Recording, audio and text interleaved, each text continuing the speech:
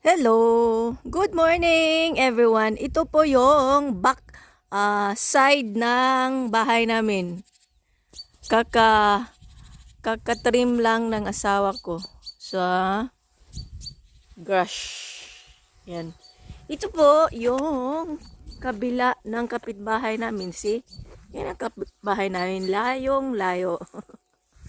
Hindi po yan sa amin ha. Yung cage na yan. Ang cage na yan is for the horses. May electric yan. Yung wire na yan na maputi. Electric yan siya. Na ang horses hindi makakalabas. Kasi electric. Ayaw ng electric eh. So dapat dyan lang sila sa loob. Kasi pag lumabas sila, highway yan dyan. Masagasaan sila po. Kaya, yan lang po sila for safety sake. Ang mamayari niyang farm na yan is doon sa lulo. Hindi po yan sa amin. Na-flex ko lang. Kasi maganda pag summer. Di ba? Ingat kayo.